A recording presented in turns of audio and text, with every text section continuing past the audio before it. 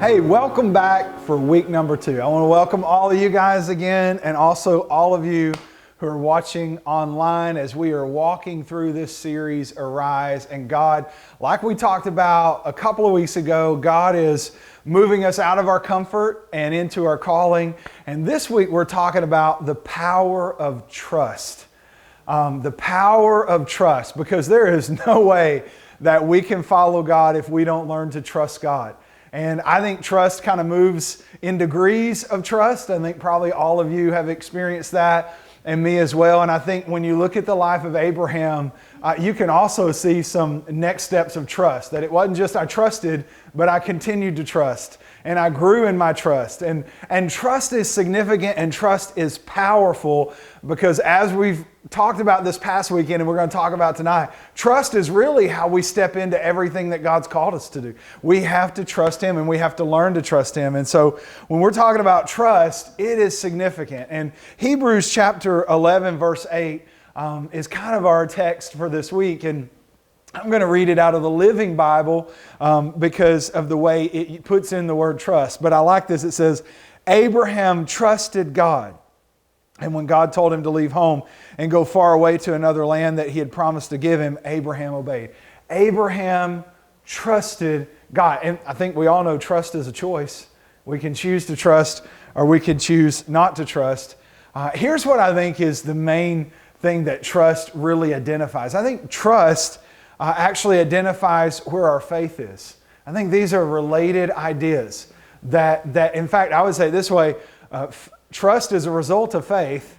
I actually see my faith through my trust, right? I actually see my faith through my trust. That if I really have faith in God, it's going to cause me to have to trust Him. And so I'm going to actually be able to see my faith through my trust. I think that there's a difference between belief and trust. There's a difference between belief and trust. And I think trust is actually one of the ways we see our faith. One of the stories that I love and that we talked about was the story of this guy named Charles Blondin. And Charles Blondin was an amazing tightrope walker. And there's this story about how he would walk across the tightrope over Niagara Falls, which if you mess up, that's a short trip with a long fall. You understand what I'm saying? And so there's this time where he's doing all these amazing, like he goes out on this tightrope and he actually cooks breakfast. But then he gets this wheelbarrow, and he pushes this wheelbarrow across this tightrope across Niagara Falls. And then he puts this sack of potatoes in this wheelbarrow, and he pushes that across. And then he comes back to this huge crowd of people, some international or come from different countries. And he says, how many of you believe that I could put a person in this wheelbarrow and take them across Niagara Falls? Everybody's hand goes up. Oh, we believe it. And he said, which one of you will get in the wheelbarrow?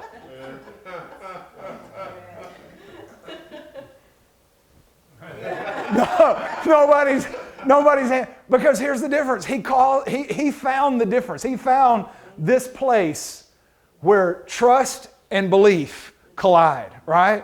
And all these people said, we believe you can do it. But finally, there was just one person that was actually willing, who actually trusted Him enough to put themselves in that wheelbarrow. And I think so many times when we're talking about arising and we're talking about stepping into what God's called us to do, this is that point where we find that collision between belief and trust. I believe God can, but now I have to trust that He will. I believe He's able, but now I have to put myself in the wheelbarrow. I mean, the truth of it is that there is a moment, there's a place in all of our lives as we walk with God where trust and belief, or maybe say belief and trust, collide, and we have to decide, do I believe or do I trust? Do I believe or do I trust?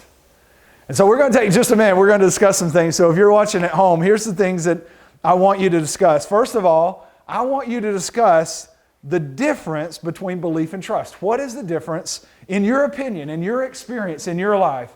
What is the difference between belief and trust? And then I want us all to take a moment, and you two at home, I want you to share about a time in your life when you had to trust God even though you didn't understand what He was doing. So take a time, just, hey, here's the difference. Here's what belief and trust, here's the difference to me, and here's a time when I had to trust God, because can we be honest, most of the time when we have to trust God, we don't really know what He's doing. Like we choose to trust Him and then we find out how it works out. So take a moment, discuss those two things, and then we'll be back to wrap up the rest of week number 2.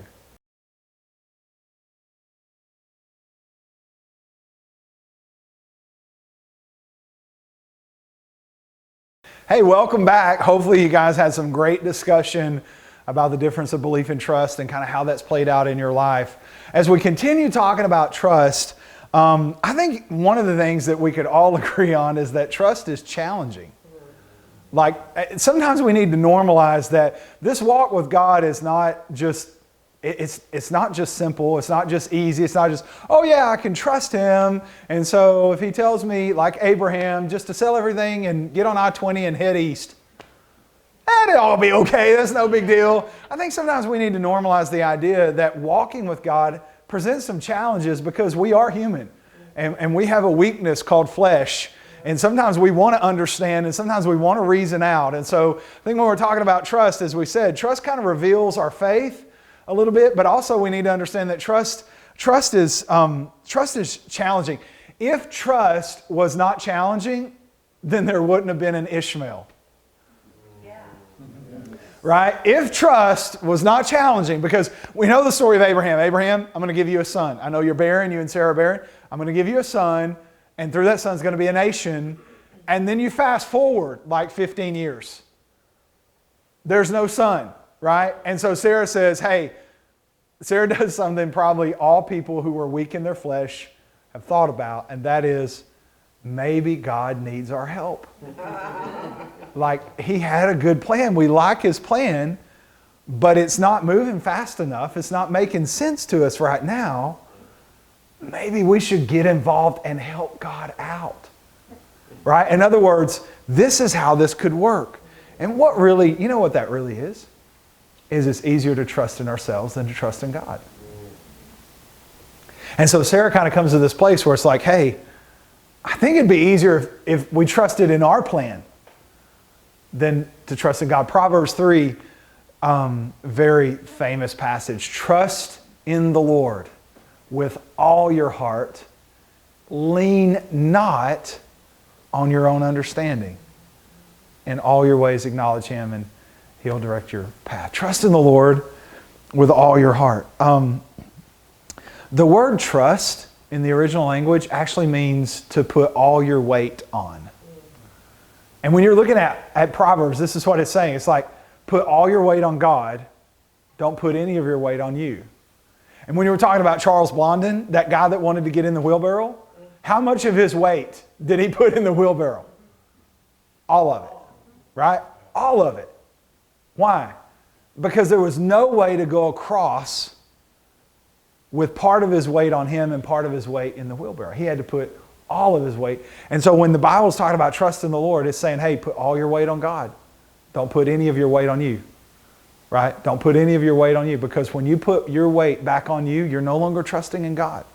See, the challenge of this life that we live is we kind of have these spiritual concepts that then we have to walk out in everyday life. Right? Like this, again, the reality that we have to, okay, I have to keep all my weight on God. I can't put any of my weight. The challenge that I'm going to face every day is how much of my weight that I can put on me. I want to put weight back on my side. I can't put weight, you know. And so this idea, this challenge that we as Christians have is that we're supposed to trust God and we have to live in the real world. And that creates this tension that goes back and forth between putting my weight on God and putting my weight on me. James calls this being double-minded, right? And he talks about this idea that we got to trust in God or we got to trust in ourselves. And if we vacillate between the two, he said, let the person who is moving back and forth between the two, don't let him think that he can really receive from the Lord. Why? Because he keeps trusting himself. And the way we receive from God is we have to trust in Him. And so he calls this idea, and here's what I would say many, many times I believe as a pastor who speaks on the weekend. I think a lot of Sunday morning inheritance is lost on the battlefield of Monday morning trust. I think a lot of things gained on the weekend as God speaks and people have an encounter with Him is lost when we wake up Monday morning and we're tempted to put our weight back on us again. You know, the truth of it is, trust is a challenge. But here's the reality. This is what you need to understand. Man, trust is what inherits promise. Trust is actually I don't think it's belief as much as trust. I can believe that Abraham could have believed everything that God was saying, but trust caused him to pack up the donkey. Right? Trust is, he didn't go rent a U-Haul, he rented an E-Haul. But trust is what caused him, trust is what caused him to pack up. It wasn't just belief. He could have said, God, you're awesome, I believe it, and then gone to work the next day. But he said, no, God, you're awesome. I'm going to tell Sarah, we're going to pack up the house, and we're going to head out tomorrow. Trust is what inherits the promise. This is what Hebrews 11 says. It says, by faith, Abraham obeyed. And he left home to a land that God would give him as his inheritance. By trusting God is how he stepped into the blessing of God, the inheritance of God. And this is the life we live, this life of trust. And the challenge of the life of trust is always going to be, am I putting all of my weight on God, or am I starting to put weight back on me? That's the challenge we live. But I think as we walk this out, and we're talking about arise, as we try to arise, the key of that, the power of that is, if I can keep my weight on God, I'm going to inherit God's promise for me. If I can keep pushing my weight back on God, I'm going to inherit His promise for me. Man, I'm so glad you guys are here for week 2. I'm so glad you guys are joining us for week 2. Before we go, I want to give you a couple of things to discuss in your group there where you're at. The first thing is this. What does it mean to be double-minded? We mentioned it a little bit here, but have a discussion about what it means to be double-minded and what that looks like in the life that we live. And number 2, share about a time where you saw God's blessing because you put your weight on Him, because you trusted in Him, you saw God's blessing. This is where we're going to leave week number 2. I thank you so much for being a part. I hope you will commit to be this coming weekend at church and then also at your life group. Take this journey with us. I know it will change your life and grow your faith. I can't wait to see what God does through you and through all of you. Thank you for being here. God bless you. We'll see you next week.